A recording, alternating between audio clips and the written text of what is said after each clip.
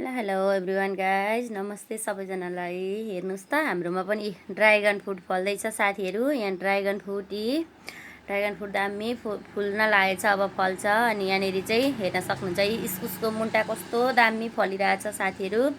यहाँनिर चाहिँ इस्कुसको मुन्टा छ, अनि यता चाहिँ यहाँ पछाडि चाहिँ मकै छ साथीहरू यहाँ। अनि यहाँ मकै साथसाथै कोला पनि रोपेको छ। अनि त्यस पछाडि हेर्न सक्नुहुन्छ है साथीहरू हजुरहरूले। अब फेरि यो अर्को रुख पनि छ ड्रागन फ्रुटकै। म ड्रागन फ्रुटै देखाउँदैछु है हजुरहरूलाई। यहाँ ड्रागन फ्रुट छ, हेर्नुभयो साथीहरू। ड्रागन फ्रुट कत्रो कत्रो फल्छ यहाँ, ठुलो ठुलो। म फलेपछि पनि देखाउँछु है हजुरहरूलाई। अनि हेर्नु कस्तो फुल छ टक्क परेर होइन।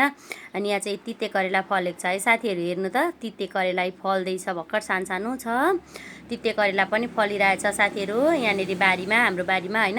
अनि यहाँनिर हेर्न सक्नुहुन्छ है साथीहरू, यहाँनिर फर्सीको गट्टा पनि फलिरहेछ है। आयो हजुरहरूलाई म फर्सीको गट्टा पनि देखाउँदैछु है साथीहरू। हेर्न सक्नुहुन्छ साथीहरू, फर्सीको गट्टा पनि फलेको छ।